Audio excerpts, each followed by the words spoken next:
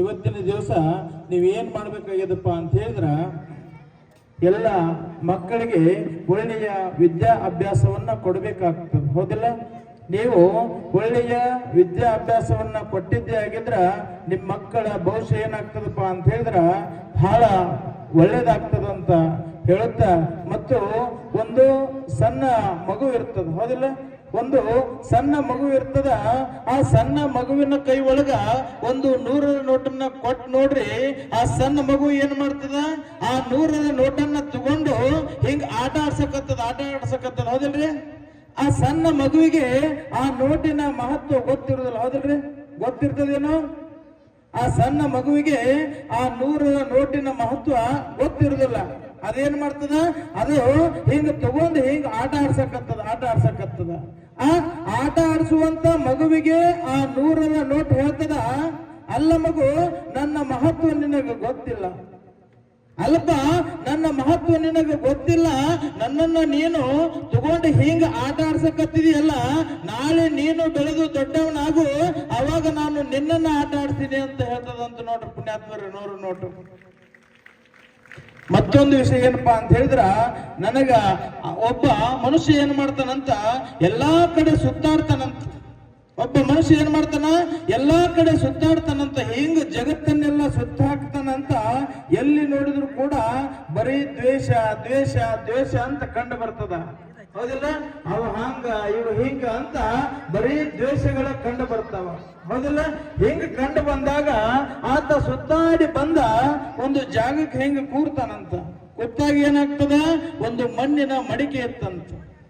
ಆ ಮಡಿಕೆಯನ್ನ ನೋಡ್ತಾನಂತ. ಆ ಮಣ್ಣಿನ ಮಡಿಕೆಯನ್ನ ನೋಡಿದಾಗ ಆತ ಬರೀ ತಂಪನ್ನೇ ಇಟ್ಕೊಂಡು ಕೂತಿರ್ತದಂತ. ಅದು ಮಣ್ಣಿನ ಮಡಿಕೆ. ಅದು ಮಣ್ಣಿನ ಮಡಿಕೆ ತಂಪು ನೀರನ್ನ ಇಟ್ಕೊಂಡು ಕೂತಿದ್ದಂತ.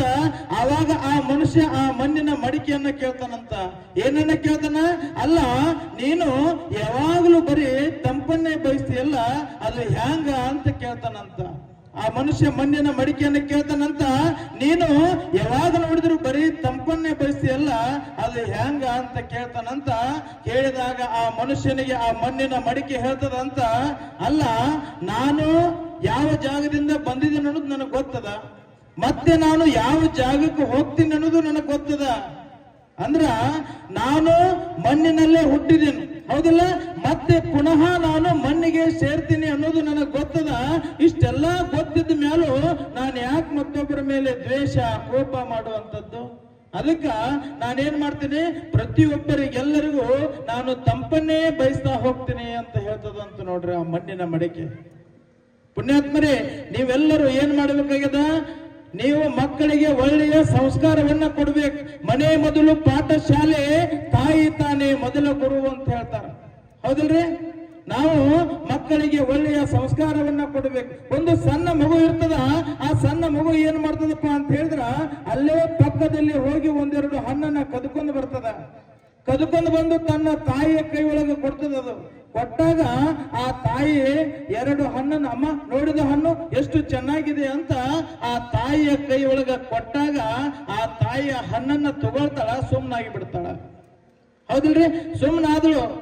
ಅವಾಗ ಅಲ್ಲೂ ನನಗೂ ಒಂದು ತಂದೆ ಮತ್ತು ನಿನಗೂ ಒಂದು ತಂದೆ, ನಿಮ್ಮ ಅಪ್ಪಗೂ ಒಂದು ಯಾಕೆ ತರಲಿಲ್ಲ ಅಂತ ಆ ತಾಯಿ ಕೇಳ್ತಾಳಂತ ನೋಡ್ರಿ. ಕೇಳಿದಾಗ ಆ ಮಗು ಮತ್ತೊಂದು ದಿವಸ ಏನ್ ಮಾಡ್ತಾನ, ಮತ್ತು ಕದಿಯಾಕ ಹೋಗ್ತಾನಂತ. ಮತ್ತು ಕದಿಯಾಕ ಹೋಗಿ ಏನ್ ಮಾಡ್ತಾನ, 2 ಹಣ್ಣನ್ನ ಕದ್ದ.